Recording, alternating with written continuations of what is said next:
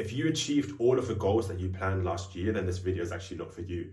I'll give you a round of applause and send you on your way. I'm recording this because I myself had those big goals that I wanted to achieve, and somehow they just keep slipping away, man. I tell myself this big lock-in phase is going to happen. I'm serious. I'm hammering away. I'm winning this year. And here I am in January with some of the goals that I wrote down 3 years ago. And so I'm sick of it. And if you feel you can resonate with that, I want to give you this video, not to pepper you with motivation, not to pepper you with 2026 is different, but to just give you 3 very easy practical steps that you can implement today that all kind of feed into this one habit, which I believe will make your year different. But I think we all have this idea, and this is something that I definitely had to learn, that adult life will kind of just sort of stop, or there'll be this magical period where adult life feels really easy, and now we can put our head down and just hammer away at those goals. You know, it's once Christmas is done, or you know, once I've moved flat, or once I'm settled in my new job, then I'll really knuckle down. Now is the time. And that's not how adult life works. Not for me anyways. What I've had to learn is there will always just be something grabbing your attention, always something pulling you away, always something unexpected. Your focus will always be distracted. More apps are getting quicker, faster. AI is giving you more automations. You have more instant access. You're never going to come across this period where you're just magically locked in. It's not going to happen. And so, like I said, 3 practical steps that we're going to use right now to really get focused. Focus is the fucking aim of the game here. Okay. And what you're going to do is you can actually go online, to be honest. I'm just writing it. I'm drawing here. Excuse the artistic skills, but you're going to create yourself a habit tracker. Very simple design. And the idea is you've got your habits, or basically your day, here. And this can literally be as basic as you wake up and, you know, you might check your phone, you might be reading, you get cleaned up, you might go gym, you might, I don't know, go to work, you might read, you might game. I don't know what your day looks like, yeah? But write down really how you spend your day. And this can be as nitty gritty as it needs to be. Keep adding the columns. And then what you do is you grade it positive, negative, and of course the reason why. And the idea here is that if you have these goals for 2026, and let's say, you know, so far your day might be evenly split. Let me know here, but the idea is that basically, of course, the blue should actually be taken up by your goal. Like, how can you say you're this year really gonna learn this skill, or really gonna build this business, really gonna get your health habits in order, and then not majority of your time actually be spent on that? So it's very straightforward. When you're looking at your habits and you see the ones that you rate negatively, because you know they're actually pulling you away from this direction that you have, or this goal that you have for the year, they need to go. And writing them down gives you that overview, so that when you actually now look at your pie chart, or you know, you think about where your time is spent, it really does look like someone who spends the majority of their time doing this thing. I think I'm just enjoying the drawing here. You get the point. And this is another thing that it does. You know, if you feel like you're someone who, for whatever reason, the time just ain't there. Like, the time just isn't coming across where, you know, to just sit down and focus. It's just so hard to find those 1 to 2 hours to just lock in every single day. I'll show you another thing what this does. And why I want you to, once you've established, you know, what the goals are that you really should be working on, you need to plan them as well. So plan. You know, that's that hour before work, 8 a.m. to 7 to 8 a.m. What are you doing then? Or, you know, I don't know what your day looks like, but let's say it's those hours from, let's say you finish work 5:30, so you've got 6:30 to 7:30, 7:30 to 8:30, and you might even push it, 8:30, 9:30. Yeah, long day, but you've got 3 hours there. Plan exactly what you're doing. And what this actually does, believe me or not, is give you more free time. Or write freedom instead. It kind of just came to me. And why is because imagine you need to read for 30 minutes in the day, okay? And you finished work and you're telling yourself, right, got to read 30 minutes this evening, got to read 30 minutes. But anyways, I'll just watch the show. You know, it's sort of 6:15 now. All right, okay, I'll watch a show for an hour, 7:30, I got to read. But, fuck's sake, that episode was really good. So let me just watch one more episode, okay? But, like I know that straight after this episode, I'm going to have to read. So your mind's sort of enjoying it, but it's also telling yourself, that task is still there.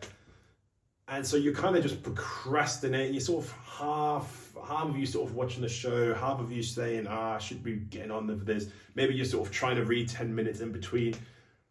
If you just plan, like, okay, cool, I'm reading here, 30 minutes, it's done. You've now got all of your freedom in this window and you can just relax. You know, I'm sort of oversimplifying it here, of course, but if you just get the shit done and you know exactly when it's being done, you can relax. You know it's sorted, or in your brain, you know exactly what hour it's happening. And so things are just simpler. There's just more freedom in your day if you know what's happening when, especially if you get it done maybe even in those early hours before the work.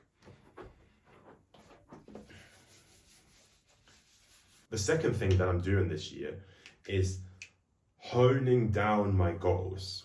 What I used to do is have these sort of maybe 1 year goals, or even recently, I would break them down into 3 months.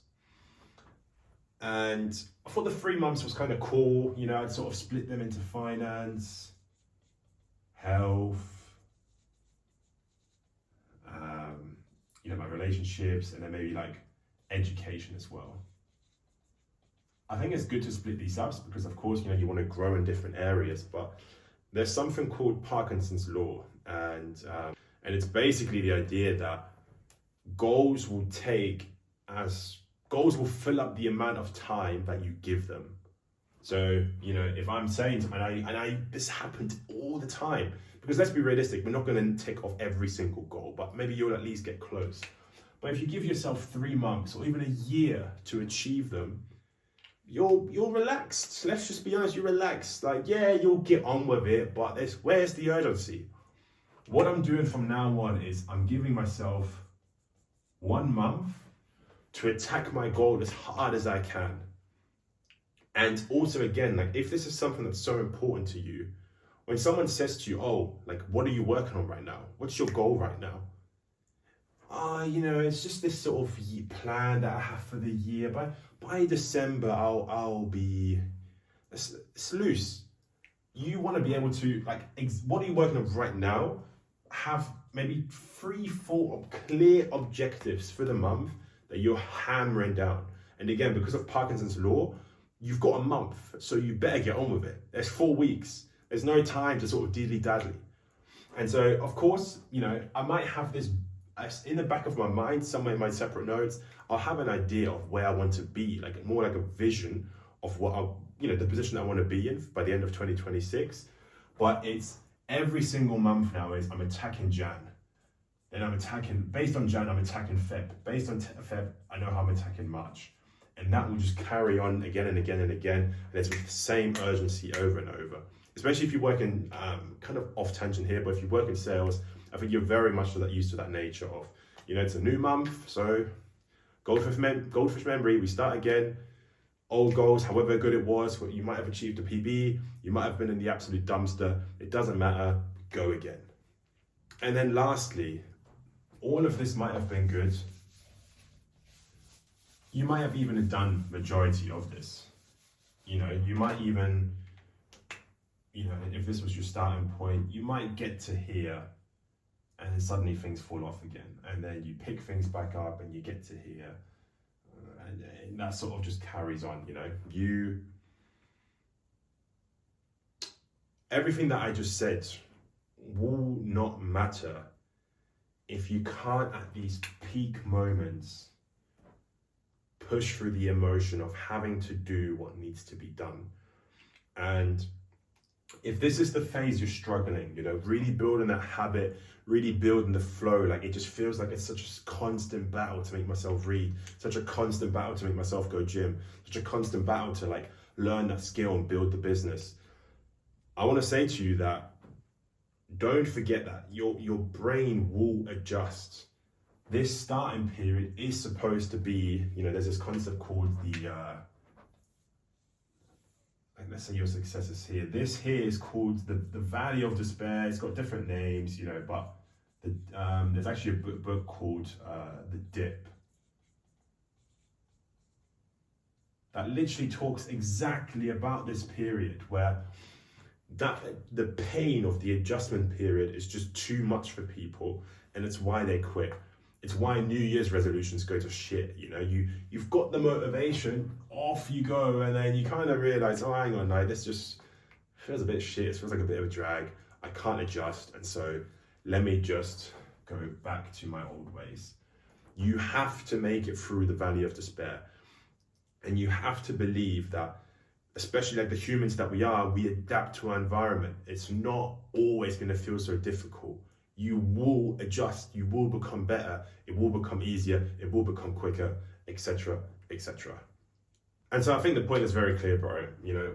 Again, we just live in the age of technology where everything is going to distract you, everything is quicker, everything is easier, and just having the intentions, just thinking you've got this willpower, for most of us, it's just not going to be enough.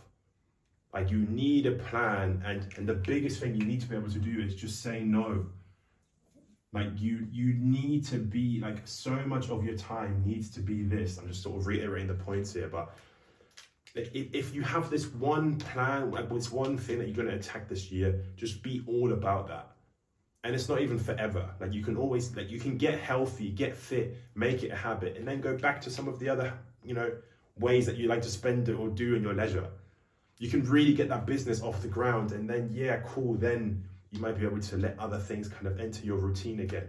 But if you're serious about this goal, bro, there needs to just be this time where you just truly build this ability of focus and get it done. That's everything. As always, I hope it helps you. God bless.